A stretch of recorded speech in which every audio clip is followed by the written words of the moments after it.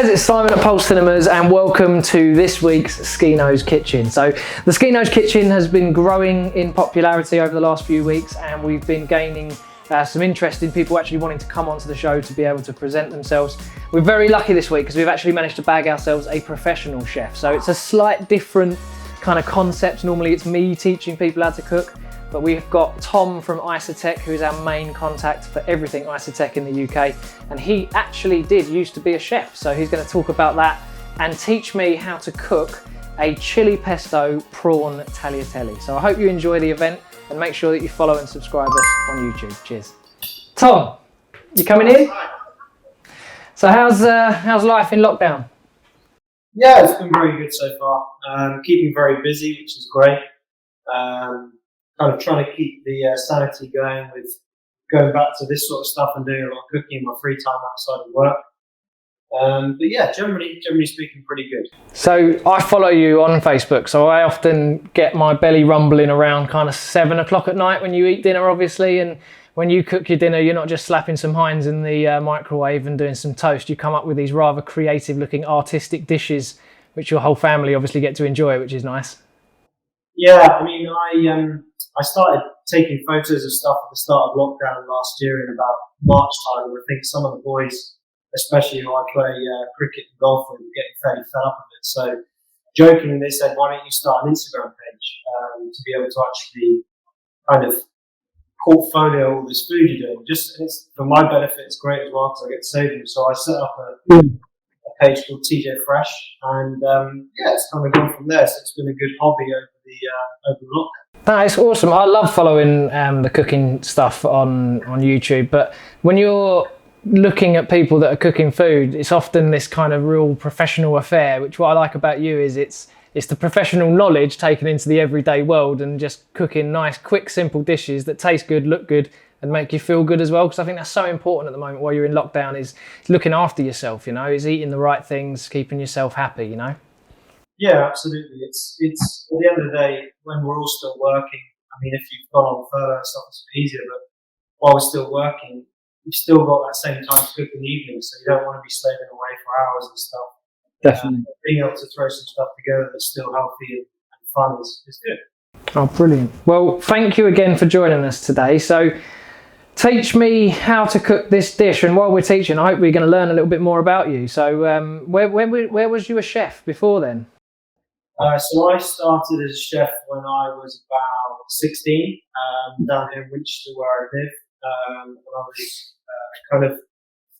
I worked as a waiter in a pub called Wickham Arms, and they were short of a pastry chef, so they asked me if I'd have a crack, and it kind of all started from there. And then I opened a place about 3 years later in a little town called Ulsford on the outskirts. Yeah. But then after about 5 years, I realised that doing 70-hour weeks and not really seeing my girlfriend, who's now my wife, was probably not the best thing for my relationship or my well-being and where I am today if I carried on. So, yeah, so I found the lucky step towards what I'm doing now at IsoTek. IsoTek system, exactly. So, right, you're going to teach me today, so take me through the steps. We're obviously at a prep stage at the moment. I've got my prawns, I've got my parsley, I've got my chili pesto, I've got my tagliatelle ready, I've got my courgettes and my peppers, I've got everything. So what am I doing first, my friend? So, I mean, people always seem to make the mistake of one key thing when you're cutting anything up and where accidents happen is not having a sharp knife. So any knife you've got at home, if you're ever worried it's not sharp enough, just take an everyday mug and just 45 degrees and literally just run it away, and you'll see you get a kind of black kind of residue, just the sharpening of the knife. I have a cut. That's a really cool trick. What? So you just... You'll find you get a simple thing. Do you know what? That's actually a really good trick, because often, like my friendship group, I was always known as the person to cook, but you go around my friend's house who basically had one frying pan and one knife and fork, and you're expected to cook a dish for everyone. So knowing that now, I can sharpen my knife on the fly. So thanks for that. That's really cool. It's pretty hard cutting stuff up with a blunt knife. It's just also painful. Push down, you put into your own hand. But Yeah, so we'll start with the shallot. I mean, I generally just take either end off, and then just go in half and split. All right, I'm in half. Yeah, so just peel the skin off of the shallot. And you generally just need one shallot for this recipe, just because you don't want it too overpowering. I was going to say they're stronger than a sort of a normal onion, aren't they? But they're sweeter, aren't they? Yeah, I'd say the flavour's a lot better. And when you're cooking with shallots, they kind of, you can't burn them as easily. And I just think for a pasta, you want that kind of sweetness instead of that kind of tang you get sometimes from onions, unless they're really. Definitely, I know what you're saying. I know what you're saying. Right, so and what are we doing with this shallot then? Are we just dicing it up, or? Yeah, so dicing up, and another little technique for dicing up is just to have your shallot kind of long ways, and just bring the knife down the length of the shallot, just leaving about, I don't know, half a centimetre at the end to keep it together. And as soon as you've got this kind of fan effect in your shallot, you can then run the knife straight up the kind of middle. I think my shallots might be a different shape to yours, so I'm going to adopt the Schino method of dicing this one. But either way, yeah, you just need it quite finely diced. So you don't have any big chunks because it's never as nice. Don't want any big chunks, no. All right, there's one.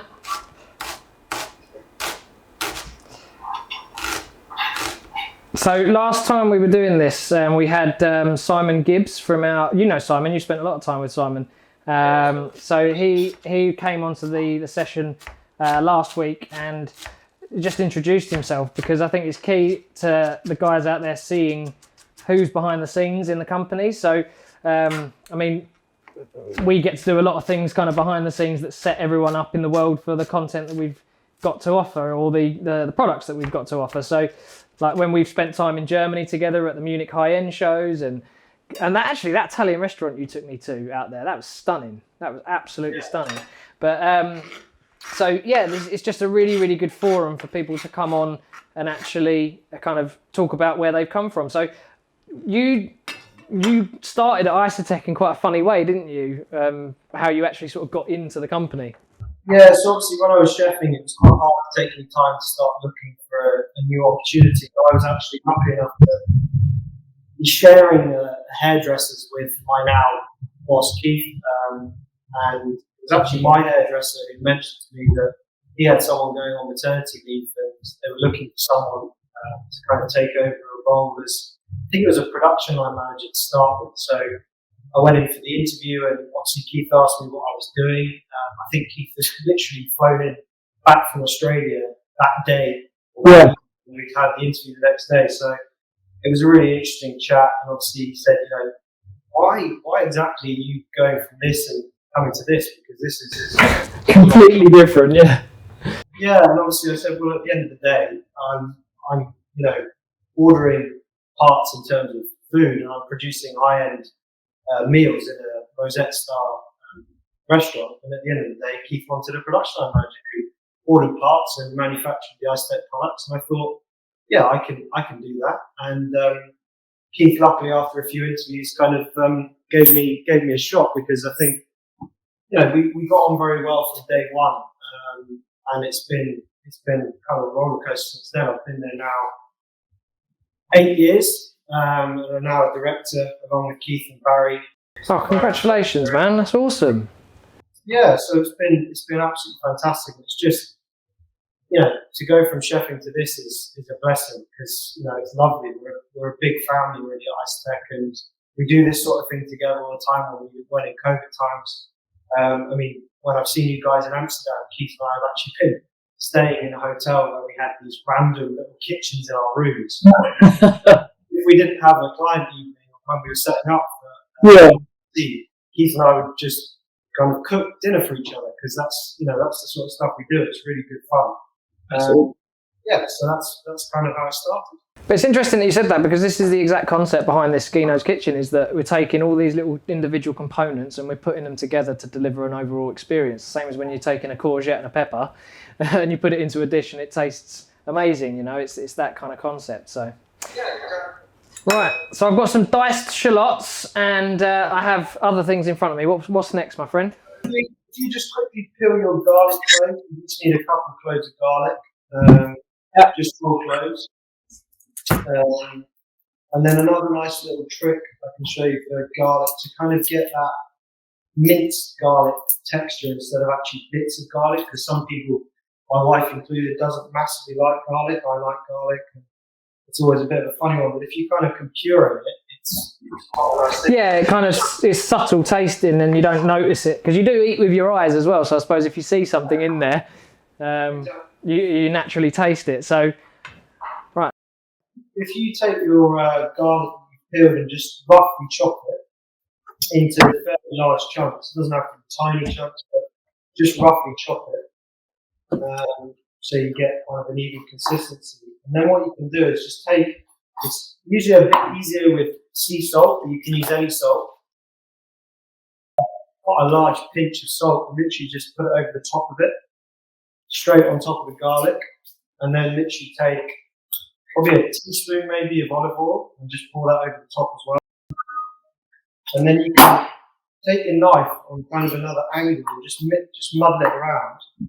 And if you push the knife so it's quite flat on top of the garlic, you can kind of macerate and mince the garlic, because the actual salt acts as kind of a grinder, and you can make really nice kind of pureed garlic without having to go to the supermarket and buy it.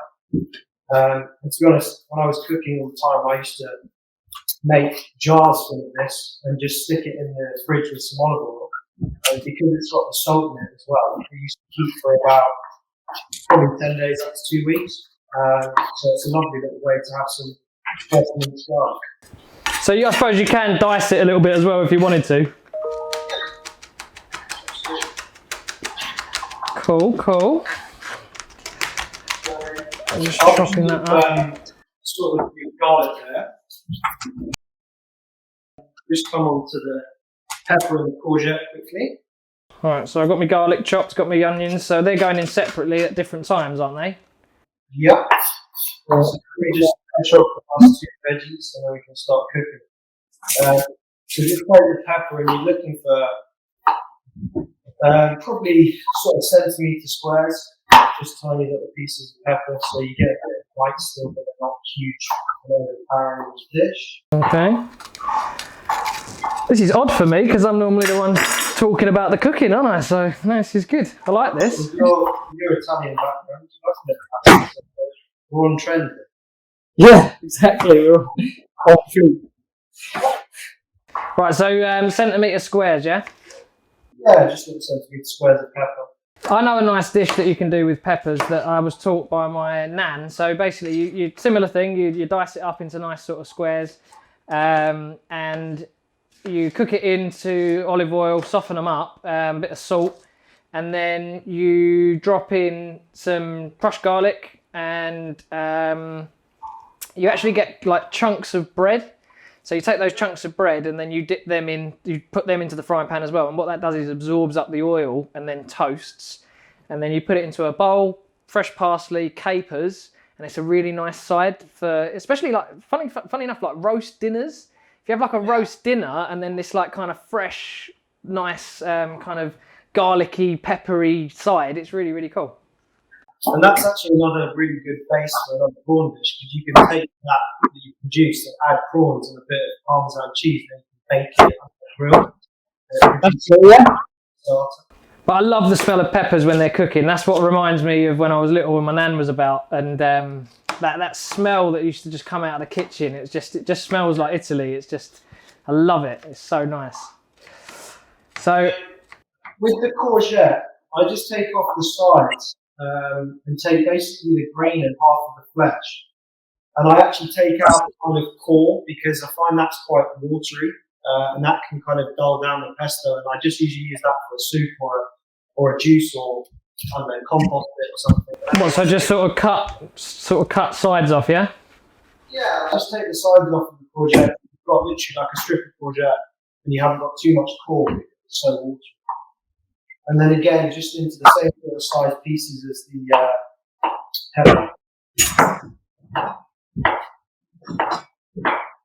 Cool, right. cutting that up. It's all good. How's Bjorn doing?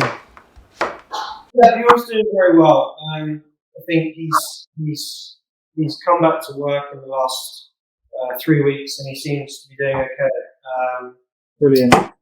It's always tough, obviously, but I think having his son around, keeping him kind of busy and on his toes, and yeah. It was a very, very, very difficult time, and as I say, the Pulse team, we send our love to him, because that's the whole thing about these relationships is let's face it, before IsoTek, I didn't know you, Tom. We didn't know who each other were, and we come together in this way of selling these products, but you know, like, this is our livelihood. Like, we're here together and we're all doing the same thing. We all get up in the morning, say goodbye to the people we love, and go and sell boxes that make cinemas or home automation systems or all these kind of things. But we're human beings at the end of the day, and tough times come, and it's about having the right people around you to help deal with it, you know?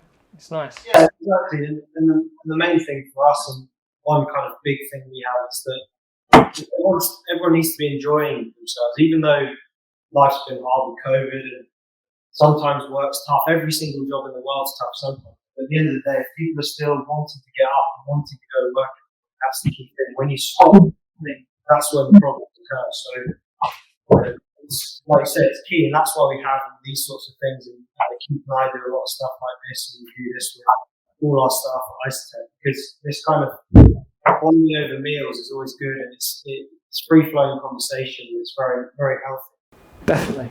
So I have a prepped board with all sorts of things on it. So I presume we're going to crack out some fire now, yeah? Yeah, so what I'd suggest is you whack on a frying pan or a large pan on the heat, go on quite a high heat to start with. You're cooking on gas, aren't you? So cooking on gas. That's going to be very hot. So yeah, if you just add about a tablespoon or a tablespoon and a half of olive oil to the pan. Tablespoon, yeah.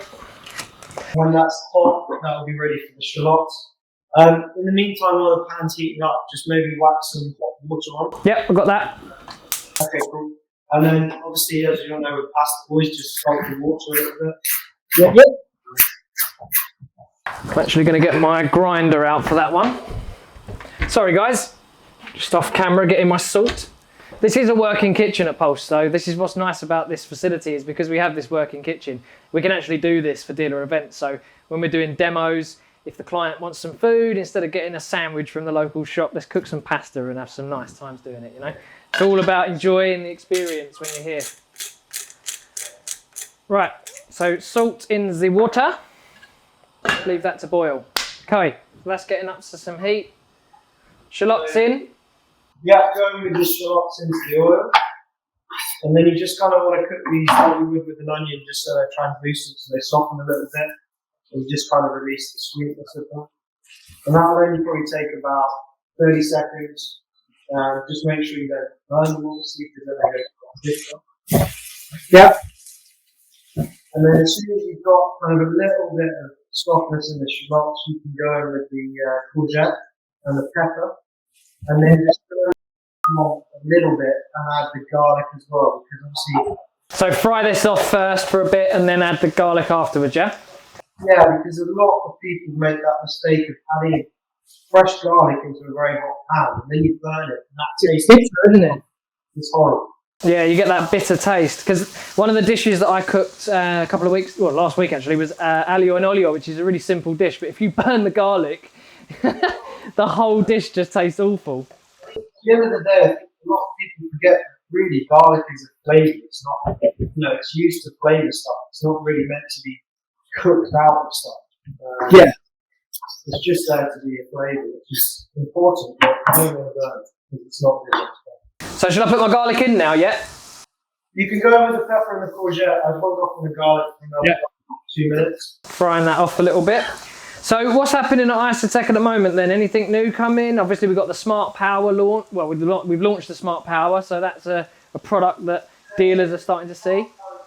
Yeah, the Smart Power is fully underway. Obviously it's quite tough for everybody at the moment, the Smart Power stuff, because it means going into people's homes to do installations. And I know they're not easy at the moment, but we're fully up and running again after all the New Year stuff and all the COVID stuff and Brexit. But yeah, everything's going very well at IsoTek at the moment. Very busy. We've got a huge demand at the moment for things like the Aquarius, which it's going so well. Even though it's been on the market for 10 years, it's such a desirable product because it just hits that performance. Oh mate, we sell so many Aquariuses. It's just we've actually just stocked up again, and the same day that we stocked up, 4 went out. So it really does sell as a product, and quite a few dealers out there have obviously put it on demonstration. People like Robert Tausig's got it on demonstration in his facility, and he was actually a bit kind of sort of dubious about it, really. He kind of he knew of IsoTek but hadn't used it before. And then we organised a demo day, and it was Stephen from IsoTek came down and did a demonstration with him in the shop, and we tried different products with the different speaker setups, and he wouldn't let me leave with the Aquarius, so I had to give it to him on demo. At the end of the day, it's become kind of a flagship product because, like I said, it hits that price point and that performance that people are looking for. It really performs well above kind of where it is at the moment in the market. It's a fantastic product. Definitely. And it sells well, not just in the UK, but all around the world. Yeah. A really, really big product. So you can wipe your garlic in now. Garlic going in. So one thing that really grateful for actually is that your stock management in the UK has been brilliant over the last year and a half, because obviously with the pandemic hitting and deliveries becoming difficult, and obviously with Brexit and all of these kind of things, because your UK stock level was at a really good amount, it meant that our retail-based customers, the online guys that are selling at IsoTek and things like that, there was stock available for those guys that were sitting at home, that were fiddling around with their systems and changing this cable and this conditioner and all these kind of things, and the stock was there. So IsoTek, during the pandemic, I would say easily grew by 30% in business throughout that time.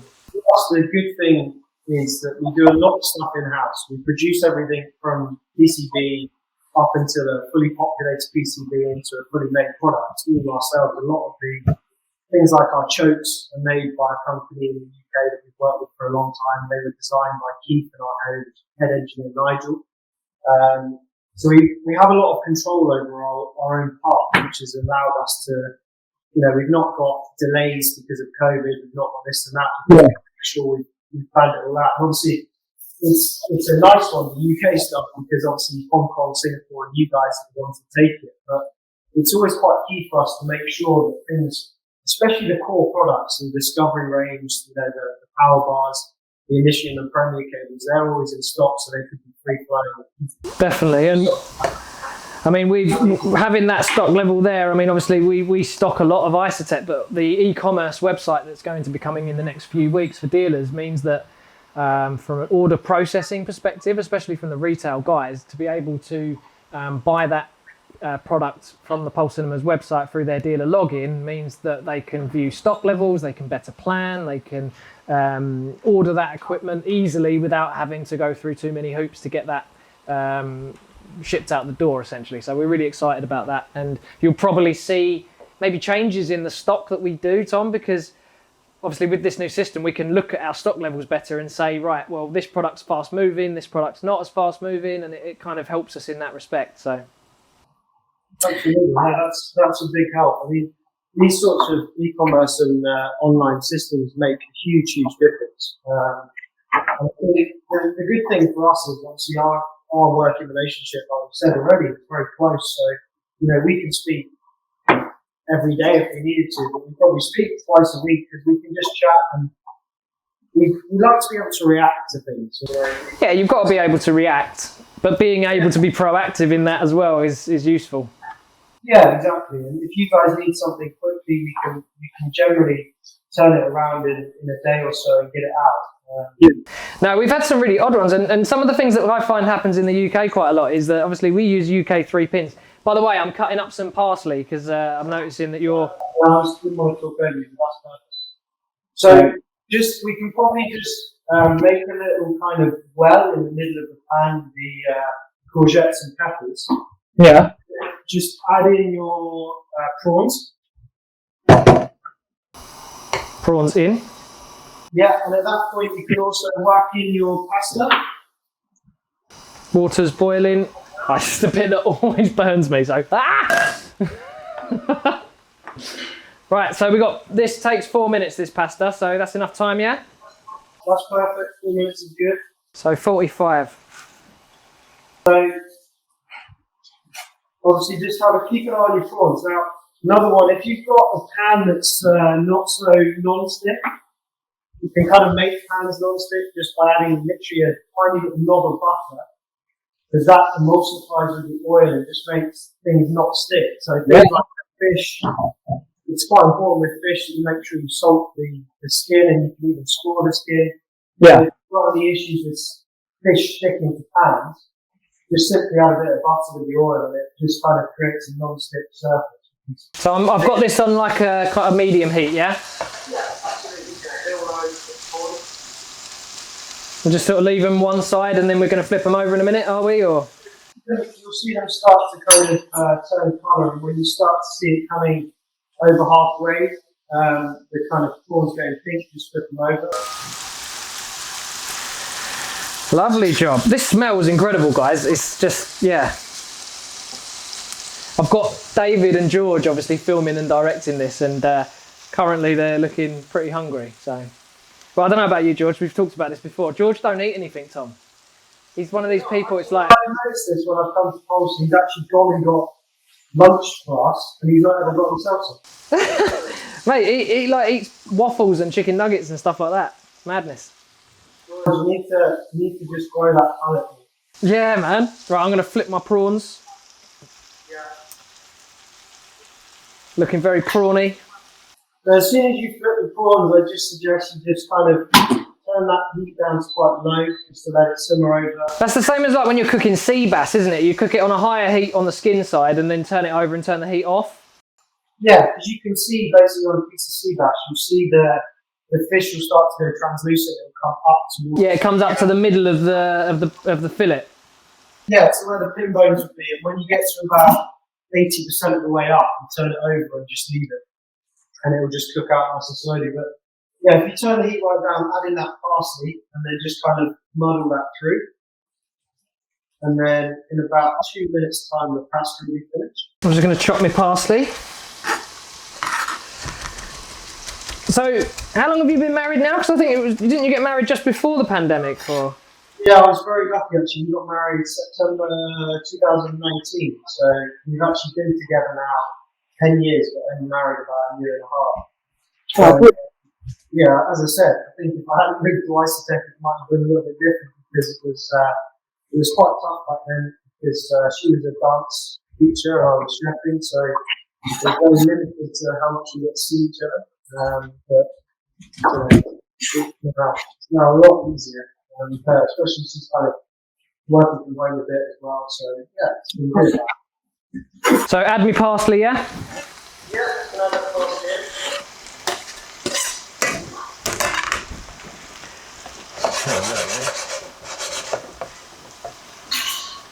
in? Looking good, man.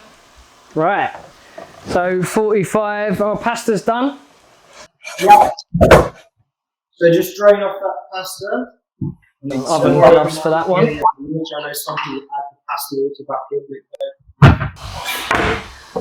Trying to find my oven gloves. Always have this. Right, gonna go for it. Asbestos hands time. Yeah, one thing you get from chefing is asbestos hands. So no pasta water in the dish, no? No pasta water in the actual dish itself. Don't worry about it, because there's so much oil in the pasta, you don't need it. So when you've drained off the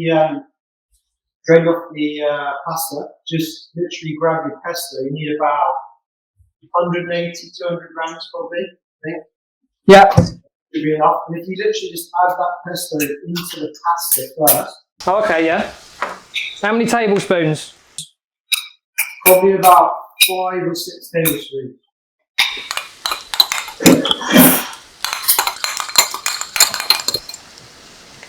And then just muddle that through the pasta. I'll give that a nice little spin up. Turn the heat down a bit. Yeah. And that's combined. Nicely done. You can add in the rest of your stuff.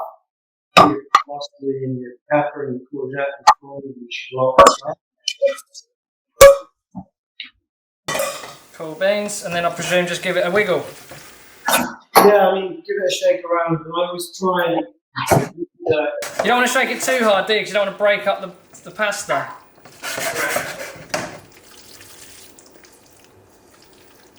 Oh, dropping courgettes everywhere, George. So this, I mean, don't get me wrong, Tom. We've been talking. This is so quick and healthy. Like, you sort of think, oh, it's so easy to just stick something in the oven and cook it. But in actual fact, I mean, this is not even that expensive, is it? Yeah, I mean, this kind of actually, ironically, after we even talked about doing this is IsoTek in a bowl. It's clean and it's quick. You know, it's clean food for clean palate. Yeah, exactly. So, right, I think I'm ready. So I presume we're going to put this in the plate then. I know you've got some tongs there. I'm using like a Oh, you got a meat fork. I've got some spatulas. I'm going to just wipe my area a little bit. Oh, God. Crap all over this, George. Right, where's my plate? There's my plate. Okay, so you're doing some fancy twiddly thing, and I'll do the same.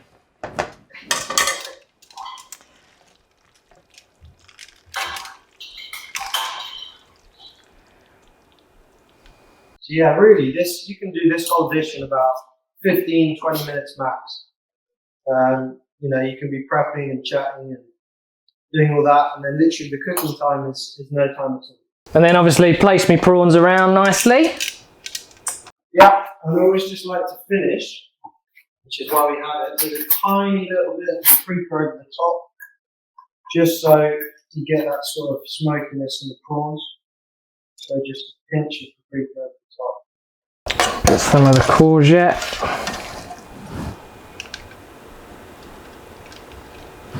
Oh, Tom, this is lush.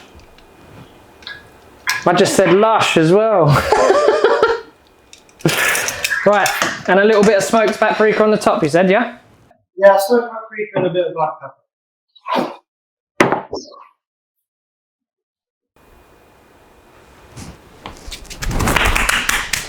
A bit of black pepper. Oh, smoked paprika, it smells great. Mm. Yeah, it just gives the prawns a little bit of a nice flavour. Right, that, my friend, is one dish. So I'll show George. I think my portion control is not as good as yours, mate. Yours definitely looks a little bit more Michelin. A little bit smaller, maybe. Yeah, mine's an integrator's pile. So let's get the fork out. Moment of truth. Where's the fork gone? Ah. Georgie boy. Right, I'm going to go for it with a spoon because I can't find a fork. Obviously, when you come into this place and leave it, people eat stuff all the time. So I'm going to get another spoon to give myself some dish. Do you want to try this, guys? Yeah? Right, let's go with the prawn. Mmm.